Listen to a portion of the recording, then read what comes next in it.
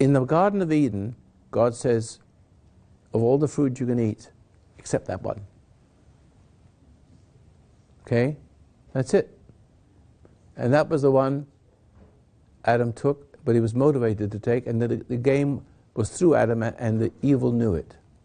And the evil belonged, and then these two belonged to that world, and it didn't take long for it to manifest. Cain kills Abel, the first family murder. Didn't take long for it to germinate. Now, Jesus comes, now it's spread to the human race. Through one man's sin and death, through sin spreads to the whole human race. And through one man it goes out. How does it do that? He sends his only begotten Son, who's not a seed of man, so he has the mind of God in him, but the flesh of a man, right? And because of that, he does remarkable things. All right, now, but these remarkable things and the healing and the kind of things he was revealing and bringing people back to wholeness, meaning the kingdom was changing from hell on earth to heaven on earth.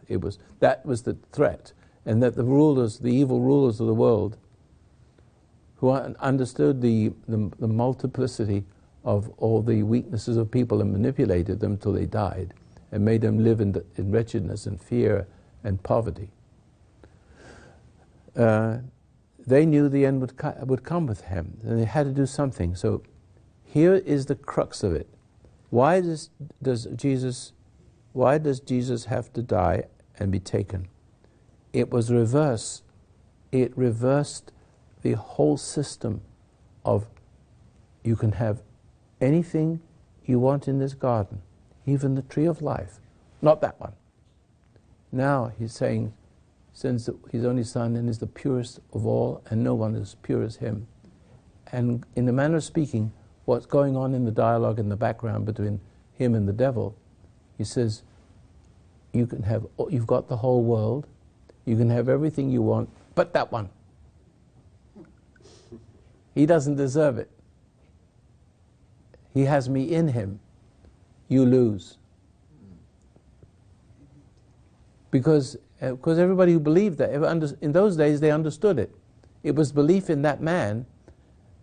God sends a man in the form of a flesh, his spirit, to preach that he's forgiven you before you were born, because you weren't born.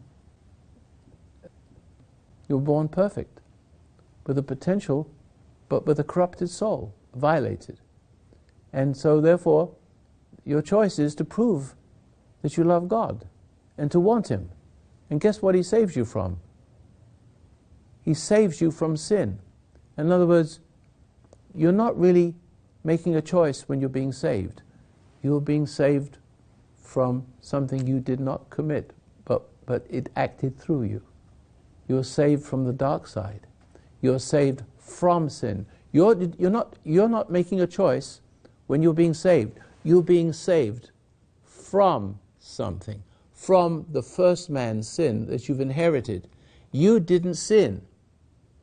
It acted through you, and you were either content with it or you weren't. If you're not content with it, you seek until you find, and you knock, the door is opened.